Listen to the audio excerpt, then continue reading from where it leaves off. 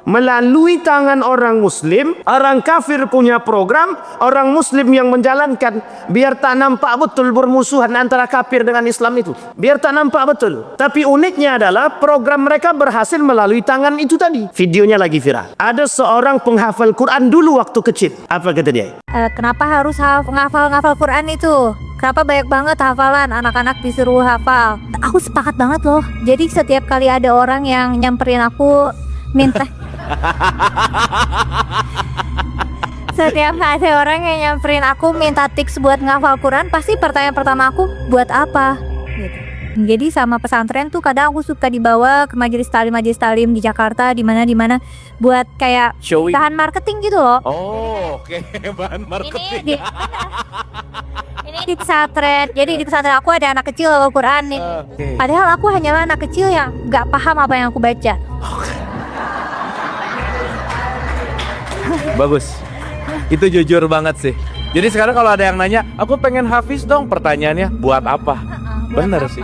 Ketika ada orang menghafal Quran, setelah aku besar aku bertanya, untuk apa aku menghafal Al-Quran? Yang ingin mereka katakan adalah keterbelakangan mental orang-orang yang penghafal Quran.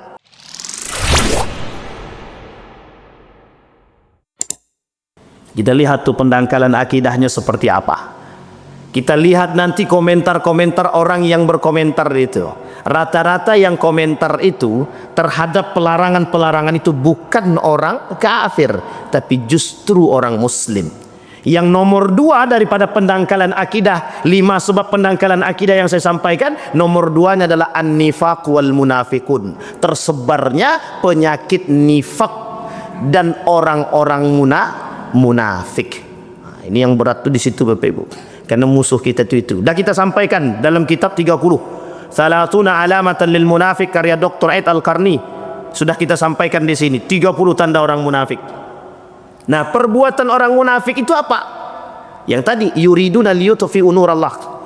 Melalui tangan orang muslim, orang kafir punya program, orang muslim yang menjalankan, biar tak nampak betul bermusuhan antara kafir dengan Islam itu. Biar tak nampak betul.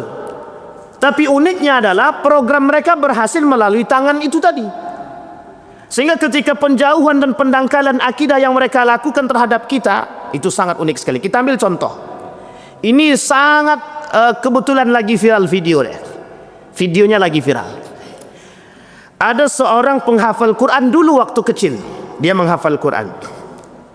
Setelah dia menghafal Quran waktu kecil, ketika besar apa dia katakan ketika dalam podcast itu? Apa kata dia? Ketika ada orang menghafal Quran, setelah aku besar aku bertanya, untuk apa aku menghafal Al-Quran? Kata dia. Nah, ini podcast nih Bapak Ibu. Baru-baru ini muncul ada ini. Saya dapat kiriman dari abang-abang kita nih. Apa kata beliau dalam podcast tersebut? Ini model pendangkalan akidah. Ini kalau disebarkan di kalangan anak muda akan menjawab sama dengan apa yang mereka katakan. Artinya dalam video tersebut, buat apa sih kita menghafal Quran? Yang ada perintah di dalam Al-Quran itu tentang bukan menghafal kata dia. Yang ada cuman membaca. Iqra. Kalimat itu yang dipahami. Tapi tak ada menghafal Quran di situ. Jadi buat apa kita menghafal Quran? Sehingga mereka katakan kalaulah mereka menghafal Quran itu untuk mendapatkan memasangkan mahkota bagi orang tuanya di hari kiamat, ya kan dengan kita membaca pun sudah cukup itu gitu. Tidak perlu kita menghafal gitu. Yang ingin mereka katakan adalah keterbelakangan mental orang-orang yang penghafal Quran. Jadi Bapak Ibu, ini kata-katanya Bapak Ibu. Saya masih ingat betul ini. Ini kalimat dari seorang orientalis dari Belanda. Apa kata beliau?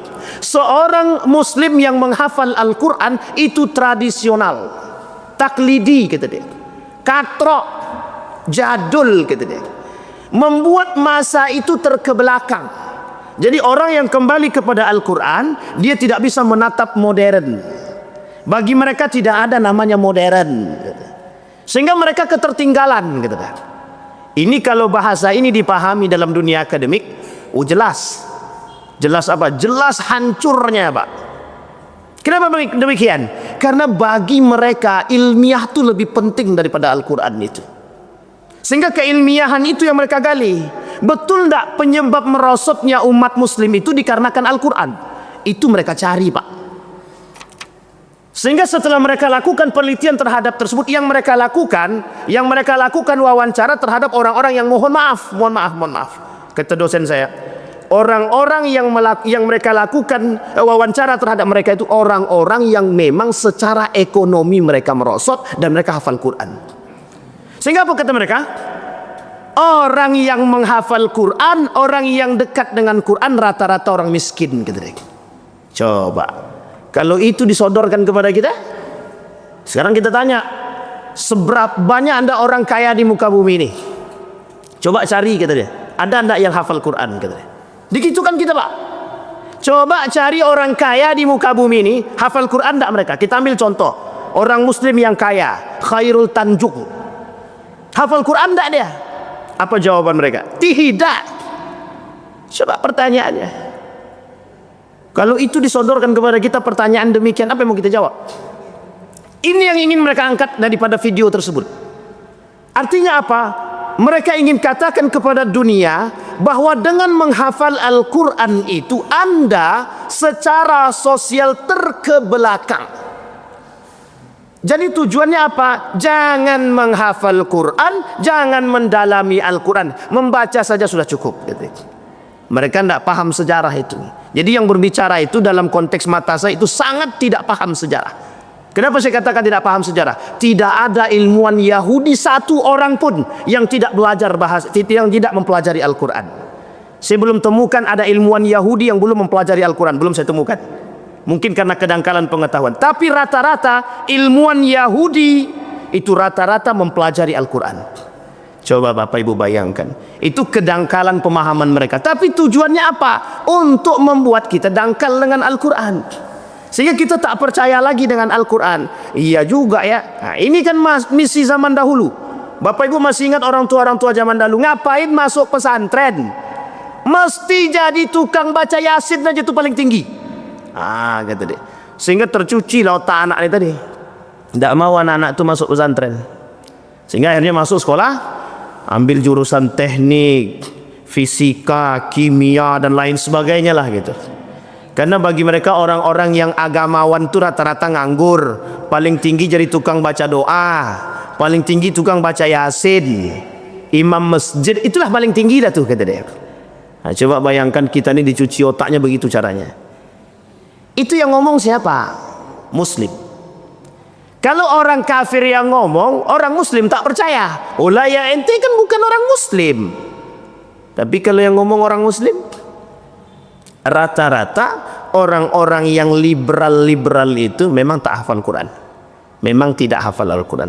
Ada sebagian kecil di antara mereka yang hafal Quran, tapi sebagian besar tidak hafal Quran. Mereka hanya mencoba mengotak-atik ayat-ayat Al-Quran untuk tujuan perut mereka saja. Kalau dah terisi perutnya dah aman tuh. Ya tinggal kasih duit aja.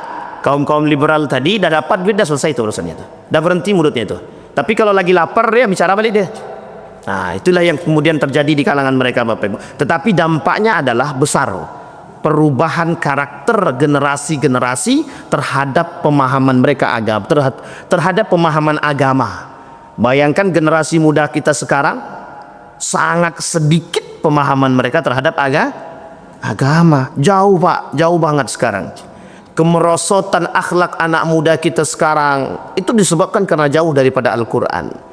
Ya salah satunya adalah disebabkan karena jauhnya mereka daripada Al-Quran.